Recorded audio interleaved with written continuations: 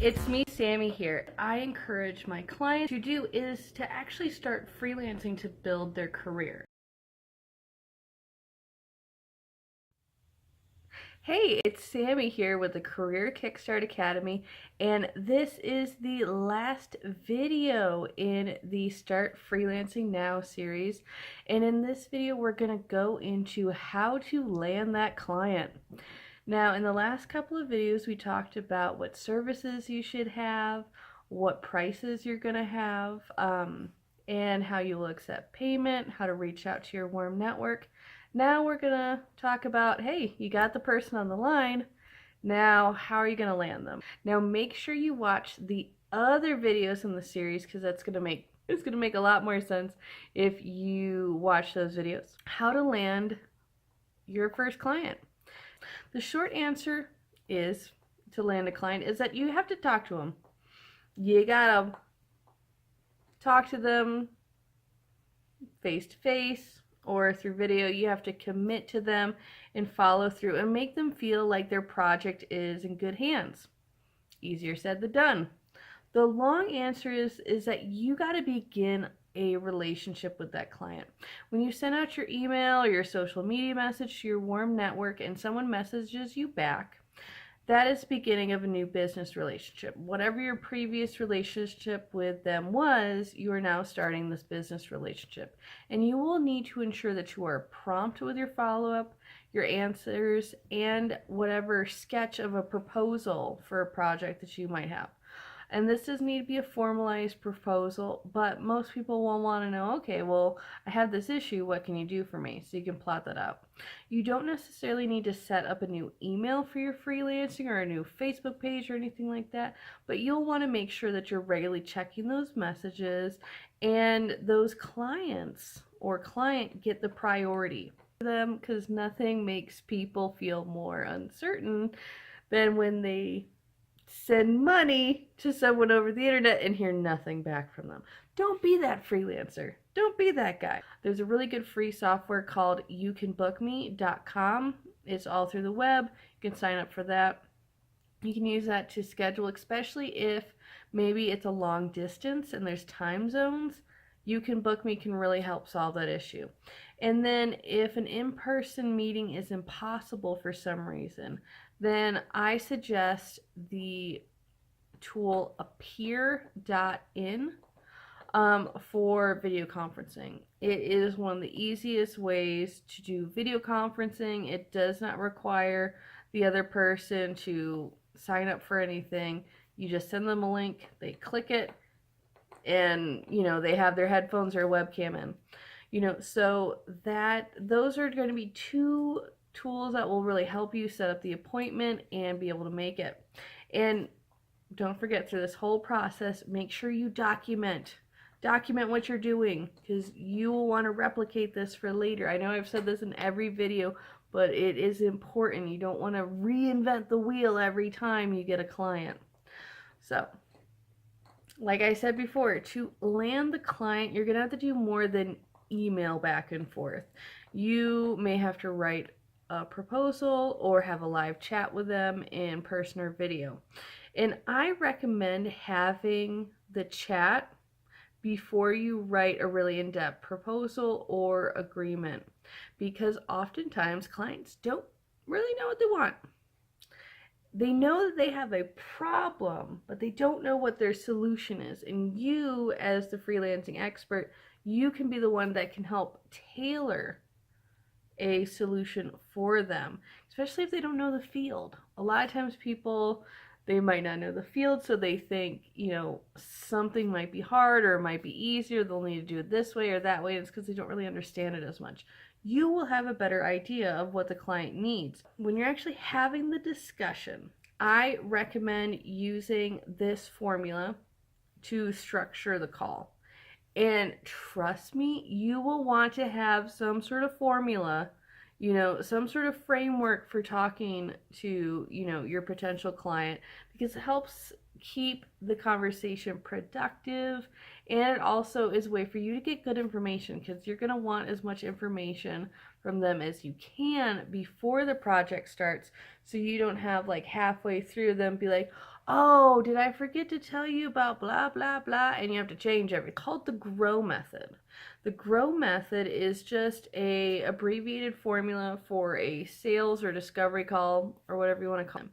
You get a really good understanding of their needs, where they are, and how you can really help them. And the formula is really simple. G stands for goals. You talk about what they want out of this project. You talk about, what they need. R stands for reality, so you get an idea of where they're at now. What tools do they have? What have they tried before? What has failed? What's holding them back? O is for options, so you talk about, okay, now that we know their goals, we know their realities, what could they do? What options are at their disposal to solve this problem? And this is also a good point to remind them of the options that you can provide for their problem, how you can solve it. W stands for the way forward, and you have to talk about, okay, now that we've talked about your goals, your reality, your option, we've done, the chitter chat part of this, what's the next step? What's your way forward? What do they want to do? This is when you pick their brain.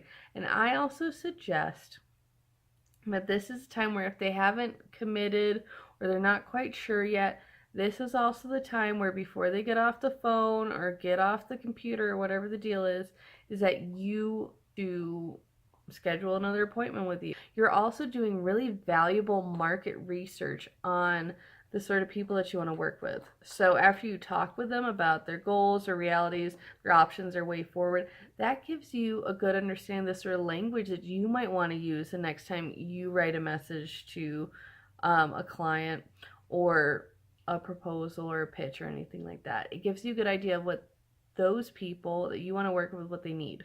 And that's something that's really important, because just like freelancers, companies want to get inside their customer's head. They want to know. And they also want to hire people who have an understanding of their consumers' needs, because that makes for a better product, better service, better business. A sales conversation. So if you're somebody who is afraid of sales, don't worry, the Gros Method is a really easy way to get information and close the sale without feeling like, coffee's for closers or anything like that. It's a really gentle way to ease you into sales. And it's also something where you get that information so you can better serve them. And for me, as a freelancer, my goal is to serve the client. Having good information, communication, and follow-up ensures that I can. With all that in mind, your challenge today is to practice the Gros Method. Maybe you haven't sent your email yet, so you haven't heard anybody back, but this can be something where, especially if you post it on the Facebook and maybe you know some people who might have been like, oh, I'm interested, or you know somebody who point blank might need your services. Like, let's say you're a web designer and you have like a friend who is a personal trainer who needs a website. You can ask if they can have a practice conversation using the Gros Method, so you can practice this technique, and you can also do market research by talking to them. You never know, you might end up with a client out of this situation as well. So your challenge is to practice the Gros Method, watch the other videos, and actually implement. In fact, your biggest challenge through all these videos is actually doing the thing.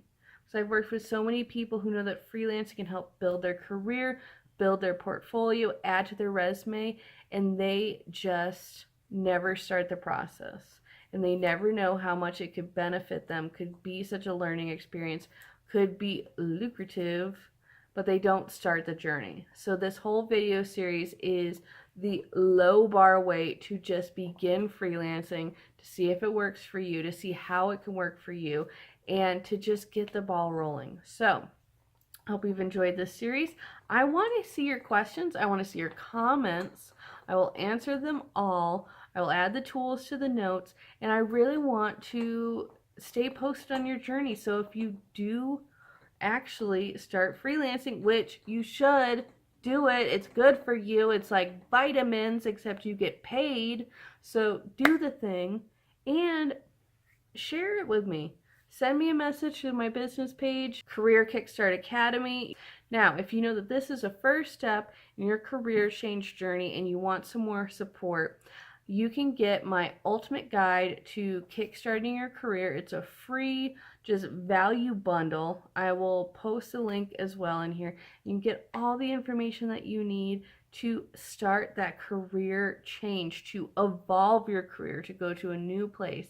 You can add the freelancing, and then in that bundle I go into journaling prompts, how to write a resume.